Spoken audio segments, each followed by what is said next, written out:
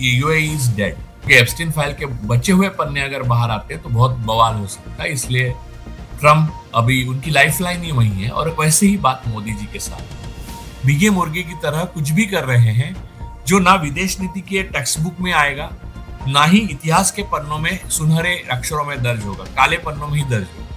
कहने के लिए यूएई एक मुस्लिम मुल्क है, लेकिन वो जायोनिस्ट है। मोदी एक लायबिलिटी बन चुके हैं अब देश के लिए, और ना ही वो पहले भी कभी एसेट नहीं थे। जो अरब मुल्कों के साथी है, जो पुराने साथी, उनको बोला कि हमारे साथ चलो इजराइल के साथ, उन्होंने इनकार कर दिया क्योंकि उनका एप्स्टीन फाइल में कुछ ज्यादा नहीं है। पाकिस्तान ने अपने एटॉमिक पावर होने को इस्तेमाल करके, आप देखिए, बिल्कुल नए नए डील वो कर रहा है। चाइना भी उसका दोस्त है, ईरान की डील करवा रहा है। लेकिन उस एटॉमिक पावर होने को, और आप देखिए कि पाकिस्तान जब एटॉमिक पावर हुआ था, हम आप उस समय जवान थे, कितना तमाशा मचा था। एटॉमिक पावर होने को हिंदुस्तान क्यों नहीं इस्तेमाल कर पा रहा? हमारे नेता ये धमकी देते रहे कि पाकिस्तान पे एटॉमिक बम गिरा देंगे, जो कि बेवकूफी होगी, बहुत भयानक। हिंदुस्तान अगर पाकिस्तान पे एटॉमिक बम गिराएगा तो हमारा भी एक बड़ा हिस्सा तबाह हो जाएगा, ये सब जानते हैं। पाकिस्तान ने रूस के साथ भी एक हिस्टोरिक एग्रीमेंट कर लिया है। वेस्टर्न पावर केवल हथियार देंगे, टेक्नोलॉजी कभी नहीं देंगे। और आप जानते हैं कि ये हमारी सबसे बड़ी प्रॉब्लम है कि हम वेस्टर्न पावर से जो खरीदते हैं, हमें टेक्नोलॉजी नहीं मिलती। तो अब मोदी के लिए या उनके मित्रों के लिए लाइफलाइन बची ही नहीं। आप तो कॉकरोच हैं, मैं भी कॉकरोच हूँ, हम कॉकरोच, पैरासाइट्स हैं। चीन, ईरान, रूस, पाकिस्तान सब इकट्ठा आ गए। उनके पास लबालब भरे हुए तेल के भंडार हैं। उनके पास क्या क्या है वो आपने जो 16-15 दिन की वॉर हुई उसने देखा, जंग में देखा आपने। लेकिन नेतन्याहू के बाद इजराइल नहीं रहेगा। हज में आपने देखा होगा, पढ़ा होगा वो आर्टिकल। तो हिंदुस्तान का हश्र क्या होगा? ये गलत संगत का जो हश्र होता है वो वही होगा कि वो इजराइल को भी पापा बनाने को तैयार है। वो किसी को जो मुसलमान के खिलाफ बोल दे, कोई अगर सड़क पर चलता कुत्ता मुसलमान के खिलाफ बोल दे, कुत्ते की क्या बात करनी है, सुअर हाथ में लेके घूम रहे हैं, देखा ही है। और दूसरी बात है, एक तरफ आरएसएस ये कहता है कि हमें पाकिस्तान से बातचीत करनी चाहिए, कल्चरल गिव एंड टेक करना चाहिए। उसकी वजह यह है कि पाकिस्तान के साथ बातचीत शुरू करने के लिए अमेरिका ने दबाव डाला। देश के मुसलमानों को रोज पीट रहे हो, मार रहे हो, उनके बुलडोज कर रहे हो घर, और वहां जाके यूएई में उसके सुल्तान जो मुस्लिम है उनको गले लगा रहे हो, पहले से हाथ फैला के आ रहे हो ऐसे। अब एलएनजी से भरे लबालब जहाज पाकिस्तान में आएंगे। ये लोग जो भक्त लोग बोलते रहे हैं कि पाकिस्तान दिवालिया बन गया, अरे वो अब उसके प्रधानमंत्री ने कोई भाषण नहीं किया कि सोना मत खरीदो, ये उनको कुछ फर्क नहीं पड़ेगा। ब्रिक्स का फॉरेन मिनिस्टर्स का सम्मेलन होता है। हमारे यहाँ ईरान के विदेश मंत्री आते हैं, यूएई के भी विदेश मंत्री आते हैं। चाइना अपने विदेश मंत्री को नहीं भेजता है, डिप्टी जो फॉरेन मिनिस्टर है उनको भी नहीं भेजता है, अपने एम्बेसडर को कहता है कि आप रिप्रेजेंट करो। यानी चाइना इस ब्रिक्स को कोई खास इंपॉर्टेंस नहीं दे रहा था। लेकिन काफी बहस हुई ब्रिक्स के अंदर। ब्रिक्स की जो सारी मीटिंग थी उसमें लगातार बहस हुई, और सबसे बड़ा मुद्दा बन के आया ईरान और यूएई के बीच की असहमति। दरअसल बहुत सारी चीजें आई हैं। एक खबर ये आई है कि यूएई ने जब जंग शुरू हुई तो सारे अरब मुल्कों को फोन किया और कहा कि आप हमारे साथ आइए इस जंग में। सारे अरब मुल्कों ने मना कर दिया। फिर खबर आई कि नेतन्याहू, बर्निया और बाकी लोग, वहां के आर्मी चीफ, ये सारे लोग यूएई पहुंचे थे जिस समय जंग चल रही थी। यूएई ने कहा यह झूठ है, लेकिन इजराइल ने कहा यह सही है। और मजेदार है कि ये बात भी निकली प्रधानमंत्री के ऑफिस यानी नेतन्याहू के ऑफिस से। ब्रिक्स सम्मेलन के तुरंत बाद प्रधानमंत्री मोदी पहुंच जाते हैं यूएई, और यूएई के साथ जिस तरह से वो खड़े वहां पर होते हैं, अब जिस तरह से गले वले मिलते हैं, वो तो खैर उनकी स्टाइल है, उस पर बात करना बेकार है। लेकिन जिस तरह से यूएई के साथ खड़े होते हैं अभी, जबकि ये उम्मीद की जा रही है कि हो सकता है 2-4 दिन में दोबारा युद्ध शुरू हो जाए। और पिछली बार जब युद्ध शुरू हुआ तो गए थे इजराइल, और इजराइल के साथ होने की बात करके आए थे। इजराइल कहता है, इजराइल, यूएई और भारत एक कॉम्बिनेशन बनाएंगे जो मुकाबला करेंगे अरब मुल्कों के अंदर जो कट्टरता वगैरह जो भी वो कहता है उसका मुकाबला करेंगे। यानी ये एक ग्रुप बनाने की बात करता है। यूएई ओपेक से बाहर निकल चुका है, और साफ साफ दिख रहा है कि सबसे ज्यादा अगर इजराइल के करीब कोई अरब मुल्क है तो वो यूएई है। राजू भाई, इस पूरे प्रोसेस पर आपकी एक लंबी टिप्पणी। देखिए, पहले तो यूएई ने हमें जो तेल देने के लिए कहा, देने का वादा किया है, शायद कहा है, अभी वादा भी नहीं किया है। तो वो तेल है 30 मिलियन बैरल्स। 30 मिलियन बैरल्स में भारत के सिर्फ 6 दिन कटेंगे, और बचा हुआ तेल सिर्फ ईरान दे सकता है और रशिया दे सकता है, रूस। तो 361 दिन के लिए मोदी जी के पास कोई पत्ता नहीं है। और ये भी 30 मिलियन बैरल जो है वो ईरान के मिसाइल अगर यूएई पे गिरते नहीं है तो दे सकते हैं, क्योंकि जो बातें हैं यूएई की वो सारी हवा में है, क्योंकि ईरान के साथ जंग का सबसे ज्यादा भारी नुकसान यूएई को देना पड़ा। और जो एक बहुत बड़े डिप्लोमेटिक रिलेशनशिप और राजनीति के जानकार जो है मिस्टर सैक्स, डॉक्टर सैक्स, वो खुद यहूदी हैं, वो खुद कह जेफरी चुके हैं। जेफरी सैक्स। सैक्स तो वो खुद कह चुके हैं कि यूएई इज डेड।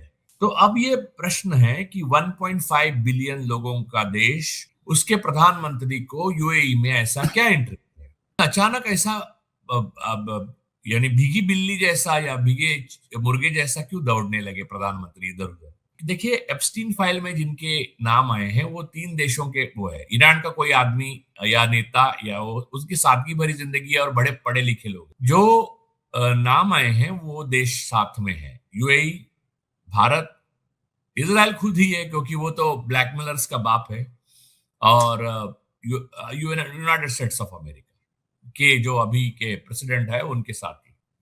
तो ये अमेरिका में जो इंटेलेक्चुअल्स हैं, अमेरिका में जो जर्नलिस्ट हैं, वहां पर आजादी अभी भी कायम है। तो वो बोल ही रहे हैं कि एप्स्टीन फाइल के बचे हुए पन्ने अगर बाहर आते हैं तो बहुत बवाल हो सकता है, इसलिए ट्रम्प अभी उनकी लाइफलाइन ही वही है। और वैसे ही बात मोदी जी के साथ है, इस गुट में भारत का जाने का कोई सवाल ही नहीं उठता, क्योंकि ना इसमें भारत का कोई फायदा है, ना ये जो कर रहे हैं वो सही है। बस एक ब्लैकमेलर नेतन्याहू के दबाव में आकर 3 देशों के जो मुखिया हैं वो डर के मारे भीगे मुर्गे की तरह कुछ भी कर रहे हैं, जो ना विदेश नीति के टेक्स्ट बुक में आएगा, ना ही इतिहास के पन्नों में सुनहरे अक्षरों में दर्ज होगा, काले पन्नों में ही दर्ज होगा। एक रेसिग्नेशन भी आ चुका है ऑलरेडी यूएई से। यूएई के जो जो एक महिला थी उनका भी रिश्ता क्लियर हुआ है वहां पर। तो ये सारा देखिए, ये कहने के लिए यूएई एक मुस्लिम मुल्क है, लेकिन वो जायोनिस्ट है और इजराइल के बहुत करीबी जो दबे हुए लोग हैं मुल्क है, यानी ऑक्सिलरी स्ट्रक्चर है इजराइल के, उसमें यूएई आता है। मोदी एक लायबिलिटी बन चुके हैं अब देश के लिए, और ना ही वो पहले भी कभी एसेट नहीं थे, लेकिन वो लायबिलिटी है ये पता चलने के लिए ये 12 साल जाने पड़े, हमें भोगना पड़ा, झेलना पड़ा देश को। देखिए, और एक बात आपने जो शुरू में बोला, यूएई ने खुद अपने जो अरब मुल्कों के साथी है, जो पुराने साथी, उनको बोला कि हमारे साथ चलो इजराइल के साथ में, उन्होंने इनकार कर दिया क्योंकि उनका एप्स्टीन फाइल में कुछ ज्यादा नहीं है। लेकिन भारत जैसी ताकत इतनी बड़ी, यानी ताकत यानी आप समझिए कि एटॉमिक पावर सिर्फ हिंदुस्तान ही है इजराइल को, और इतनी बड़ी अब मजबूत सबसे जो मजेदार बात मैं करूं, मजेदार आप ही की बात से बात लेके करूं कि पाकिस्तान ने अपने एटॉमिक पावर होने को इस्तेमाल करके, आप देखिए बिल्कुल नए नए डील वो कर रहा है। चाइना भी उसका दोस्त है, पाकिस्तान से भी उसने अच्छा रिश्ता बनाया हुआ है, ईरान की डील करवा रहा है, जबकि ईरान के साथ उसके संबंध खराब रहे हैं। ईरान के साथ पाकिस्तान के कोई बड़े अच्छे संबंध नहीं रहे हैं। लेकिन उस एटॉमिक पावर होने को, और आप देखिए कि पाकिस्तान जब एटॉमिक पावर हुआ था, हम आप उस समय जवान थे, कितना तमाशा मचा था और इलीगल कहा गया था उसको, बहुत सारे सैंक्शन लगाए गए थे, सब कुछ हम जानते हैं अच्छी तरह से। लेकिन एटॉमिक पावर होने को हिंदुस्तान क्यों नहीं इस्तेमाल कर पा रहा है? क्या हमारे एटॉमिक पावर का मतलब सिर्फ इतना है कि हमारे नेता ये धमकी देते रहें कि पाकिस्तान पे एटॉमिक बम गिरा देंगे, जो कि बेवकूफी होगी, बहुत भयानक। पाकिस्तान अगर हिंदुस्तान पे एटॉमिक बम गिराएगा तो पाकिस्तान भी तबाह हो जाएगा, और हिंदुस्तान अगर पाकिस्तान पे एटॉमिक बम गिराएगा तो हमारा भी एक बड़ा हिस्सा तबाह हो जाएगा, ये सब जानते हैं। तो हिंदुस्तान के लिए पाकिस्तान पे बम गिराना, पाकिस्तान के लिए हिंदुस्तान पे बम गिराना, सिवाय बेवकूफी के और सेल्फ डिस्ट्रक्शन के कुछ नहीं होगा। तो ये तो यूज है नहीं हमारे पास। तो अपने एटॉमिक पावर होने को डिप्लोमेसी में हम क्यों नहीं यूज कर पा रहे हैं? नहीं, सर एक बात है, इसमें एक बात रहेगी कि जो पाकिस्तान ने रूस के साथ भी एक हिस्टोरिक एग्रीमेंट कर लिया है 2 दिन पहले। रूस के साथ तो हमारे रिश्ते खराब हुए हैं। अभी एक अखबार की हेडिंग थी कि रशिया के साथ जो इंडिया के रिश्ते हैं वो नॉस्टैल्जिया जितने रह गए हैं। हाँ, क्योंकि तो देखिए मतलब कोई भी लारा समझ सकता है। और नहीं, और आप अमेरिका से हाथ जोड़ रहे हैं। अभी तो कल की ही खबर थी ना, आपने भी हाँ, शायद लेके हम पोस्ट की थी, एलएनजी मैंने भी लेके की थी, कि आप जो है अमेरिका से मांग रहे हैं ये इजाजत की रशिया से हम तेल खरीद लें। और लावरोव क्या कह के गया है सर, वो बहुत इंपॉर्टेंट बात है, और लावरोव को मैं बहुत ज्यादा इज्जत करता हूं, मुझे नहीं लगता कि दुनिया में उसके ऐसा डिप्लोमेट आज की डेट में कोई है। उसने ये कहा कि रशिया हिंदुस्तान के साथ जो हथियारों का मामला था वो बहुत पुराना है, हिंदुस्तान का जो हथियारों का बेस है वो रशिया का है, और वेस्टर्न पावर केवल हथियार देंगे, टेक्नोलॉजी कभी नहीं देंगी। और आप जानते हैं कि ये हमारी सबसे बड़ी प्रॉब्लम है कि हम वेस्टर्न पावर से जो खरीदते हैं हमें टेक्नोलॉजी नहीं मिलती है। हाँ, ये और ईरान के विदेश मंत्री भी हिंदुस्तान आकर आखिरी कोशिश करके गए, जैसे रशिया के लारोव जो बहुत बड़े डिप्लोमेट हैं दुनिया भर के, उन्होंने ये भी जिक्र किया कि ये ब्रिक्स सम्मेलन की फेल होने की वजह कुछ ताकतें इजराइल के साथ हैं। तो और उसी में इजराइल के प्रधानमंत्री ने यूएई का निकाला, यूएई का विजिट करके वो बाहर निकाल दिया। इससे उन्होंने दोनों को पूरी तरह से आग के सामने झोंक दिया, एक तो यूएई के जो इंटरेस्ट है उसको और हिंदुस्तान के इंटरेस्ट को, क्योंकि वो टाइम ऐसा था कि नेतन्याहू ने ये लोगों के सामने लाकर ये रख दिया कि यूएई हमारे साथ है और अब ये भारत के प्रधानमंत्री जा रहे हैं, वो भी हमारे खेमे में हम ले रहे हैं। तो अब मोदी के लिए या उनके मित्रों के लिए लाइफलाइन बची ही नहीं है। एक दुर्भाग्य की बात क्या है कि इस देश के नागरिक हम हैं, तो इनके साथ हम कुछ दिन खींचे खींचे चले जाएंगे और यूएई लोगों को लगता है 30 मिलियन बैरल्स दे आप रहा है तो तेल। आप तो कॉकरोच हैं, मैं भी कॉकरोच हूं, हम हाँ, और कॉकरोच हैं, पैरासाइट भी पैरासाइट भी। पैरासाइट्स हैं। हाँ। खैर, लेकिन फिलहाल विश्व के पटल पर और विश्व की परराष्ट्र नीति में कॉकरोच और पैरासाइट कोई और है, वो हम नहीं है। हमें उसमें वो घसीटा इजराइल जा है। रहा है क्योंकि हम जनता है।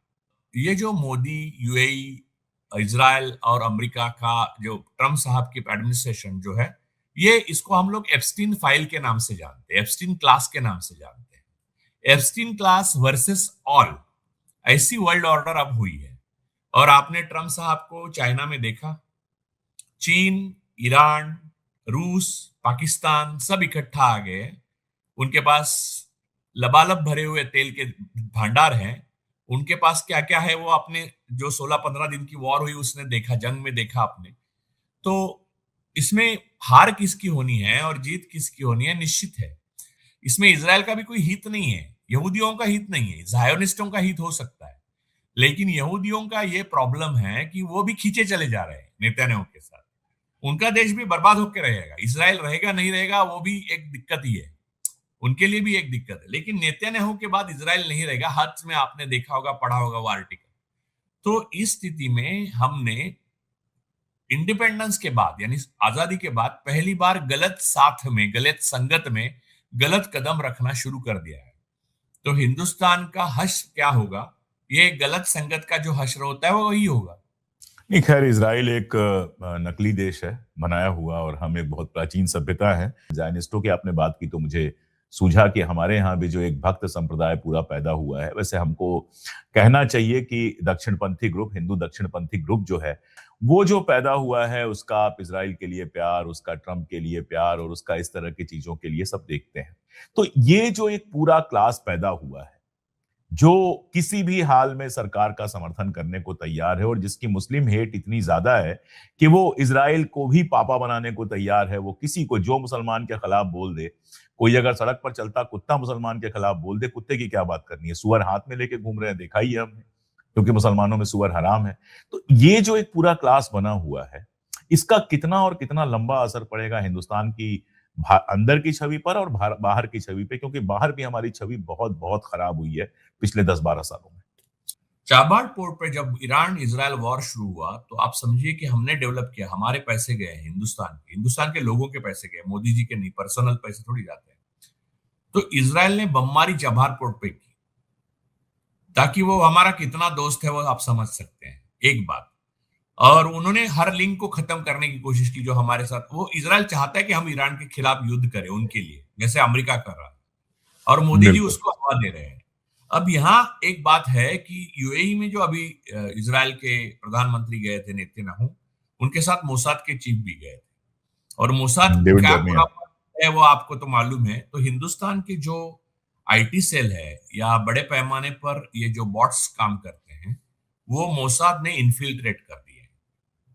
आप नहीं, लेकिन ये आप ये मत समझिए कि मोसाद का हर आदमी यहूदी है। मोसाद ने अपॉइंट किए हुए लोग हो सकते हैं भारतीय जनता पार्टी के हो, आरएसएस के हो, और वो खुशी खुशी जा रहे हैं। उनको पता नहीं कि क्या ईरान क्या इजराइल, यार वो पैसे दे रहे हैं जो अपना मालिक है। ये टाइप पे ही जी है ना। 1942 में भी आरएसएस ऐसे ही जीती थी ना, कि पकड़ के दिए कांग्रेस के 5 लोगों को तो पैसा इनाम मिलता था, पेंशन मिली सावरकर को 60 रुपया। तो यही है इनका, इधर मनी कम्स और मनी गोज, यही फिलोसॉफी है आरएसएस की। तो ये जो भक्त संप्रदाय यानी राइट विंग जो एक्सट्रीमिस्ट है, जिनको आतंकवादी कहना उचित रहेगा, उसमें से एक विंग जो है वो सोशल मीडिया आतंकवादी बनाए हैं आरएसएस और मोसाद ने मिलकर, जो भारत में इन्फिल्ट्रेट करते हैं। वो अनाप शनाप चीजें करते हैं और गलत प्रोपागंडा करने में मोसाद ने बहुत बहुत बड़ी महारत हासिल की है। वो भारत को बहुत बड़ी सताने वाली आज की समस्या है, ताकि आप एक काटने जाओ, एक असत्य को काटे आप, तो दूसरा अकाट्य असत्य आपके सामने वो डाल देते हैं। आप देखिए, हर असत्य को आप काटते जाएंगे, वो असत्य की पूरी पूरी ये बिछा देंगे, चादर बिछा देंगे। तो ये जो है वो टेक्निक है एक। और दूसरा जो अपनी दूसरी बात बोली कि मुसलमानों की नफरत, मैं आज भी ये मानता हूं कि हिंदुस्तानी आदमी के मन में मुसलमानों के प्रति इतनी नफरत, इतना द्वेष जो है वो सिंथेटिक है। That is also that is also happened just because we are enslaved by Israel. ये लोग जो गाजा में नहीं है वो, यस, ये लोग जो गाजा में और लेबनान में कर रहे हैं, वही हिंदुस्तान में अपने नागरिकों के साथ करने के लिए बाध्य कर रहे हैं। जैसे एसआईआर की प्रक्रिया में मुसलमानों को सेकंड सिटीजन बनाना है, मैं मानता हूं कि ये देशद्रोह की प्रक्रिया है। तो ये देशद्रोह इजराइल के दबाव में हम कर रहे हैं।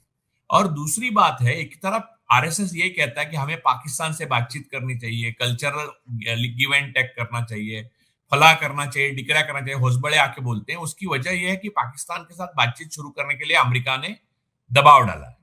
तो मोदी खुद तो बोल नहीं सकते, तो वो भोसबड़े से बुलवा रहे हैं। लेकिन इसमें एक अंतर्विरोध यह है कि आप देश के मुसलमानों को रोज पीट रहे हो, मार रहे हो, उनके बुलडोज कर रहे हो घर, और वहां जाके यूएई में उसके सुल्तान जो मुस्लिम है उनको गले लगा रहे हो, पहले से हाथ फैला के आ रहे हो आप ऐसे। ये कौन सा भाई हक है, मैं समझ नहीं पा रहा हूँ। खैर वो थोड़ा ज्यादा हो गया था, वो देखने में अजीब लग रहा था, वो हमेशा ज्यादा होता है, इस बार अलग ज्यादा हो गया। हाँ, अलग, उससे भी ज्यादा हो गया, स्टाइल अलग। हाँ, अब हंसे नहीं, बस हाथ फैलाए। तो सिंथेटिक आपको जो बहुत उत्साह दिखाना होता है ना कि आप अब बच रहे हैं इसकी वजह से, यही लाइफ लाइन है, ये आखिरी लाइफ लाइन पे आदमी बहुत फड़फड़ाता है, तो वो दिखता है उसमें। ये उत्साह आपने कभी जी जिनपिंग में नहीं देखा होगा। उनको ट्रम्प क्या इतना मतलब गजब का कूल आदमी। और भाई साहब, केवल शी जिनपिंग की बात नहीं है, आप पूरा इंटरनेशनली देखिए, जहां गले भी मिलते हैं वहां भी आप देखिए, वो इतना मतलब सिंपल सा होता है कि आपकी अलग से नजर नहीं आती। जैसे हम लोग भी गले मिलते हैं, नॉर्मल जो गले मिलते हैं, तो आप एक हाथ बढ़ाते हैं, अगला आदमी हल्का सा बढ़ता है, एक दूसरे की पीठ थपथपाते हैं, बात खत्म हो जाती है। वो जो लपट के और झपट के गले लगाने का होता है, ये तो बहुत क्लोज दोस्तों में होता है। आपके जीवन में कोई 2-4 लोग होते हैं जिसके साथ आप ये करते हैं। दिल है हिंदुस्तानी, तो हिंदुस्तानी दिल रूस के साथ है, ईरान के साथ है, नेचुरल अलाई है हमारे, और हमें कोई छोड़ने की जरूरत नहीं थी। पाकिस्तान ने उनको पकड़ लिया फट से, हमने छोड़ा तो। अब एलएनजी से भरे लबालब जहाज पाकिस्तान में आएंगे, कतर से आ रहा है, बताइए, कतर से पाकिस्तान पहुंच रहा है, हमारे पास नहीं पहुंच रहा है। इसलिए पाकिस्तान, ये लोग जो भक्त लोग बोलते रहे हैं कि पाकिस्तान दिवालिया बन गया, अरे वो अब उसके प्रधानमंत्री ने कोई भाषण नहीं किया कि गोल्ड सोना मत खरीदो, ये उनको कुछ फर्क नहीं पड़ेगा अभी। अच्छा, पाकिस्तान दिवालिया हुआ तो पाकिस्तान की प्रॉब्लम, इसमें हमारे लिए खुश होने वाली क्या बात है? हाँ, और दूसरी बात हमारी क्या इकोनॉमिक स्थिति है, उस पर हम खुश हों दुखी हों तो समझ में आता है। और हमारे प्रधानमंत्री ने हमको हिट विकेट करा दिया है, अच्छी स्थिति होने के बावजूद, आपकी टीम अच्छी होने के बावजूद हमारी हिट विकेट कर रहे हैं, तो उसमें हमें दुख कर अपना दुख होना चाहिए। हिट विकेट का तो ये है भाई साहब कि इस देश में सिर्फ 4% लोग हैं जो विदेश जाते हैं, और इतने ही % लोग होंगे जो सोना खरीदते होंगे, वरना 1,60,000 के आसपास 55,000 सोना चल रहा है। किसकी औकात बची है खरीदने की? घर में शादी वादी पड़ती है तो आदमी पुराना सोना और थोड़ा बहुत नया खरीद के काम चला रहा है। कौन सोना खरीद रहा है? सर, कहने की उनको कहना यह था उनको कि आपके पास जो सोना है मुझे दे दो, क्योंकि अब गिरवी रखने के लिए बस आपके पास जो सोना है वही बचा है मेरे पास। कल भुवनेश्वर से एक वीडियो आया जिसमें कई किलोमीटर लंबी लाइन लगी हुई है पेट्रोल और डीजल की। ये जो सिचुएशन क्रिएट की जा रही है जिसमें जनता को कुछ पता नहीं है, ये बता रही है जनता आप पर भरोसा नहीं करती। जनता ये मान के चल रही है कि पेट्रोल डीजल का संकट आने वाला है, इसलिए वो पैनिक बाइंग भी कर रही है, सब कुछ जितना हो पा रहा है उतना कर रही है। अगर ये बातें क्लियर रख दी गई होती तो शायद जनता के लिए भी समझना सोचना आसान होता।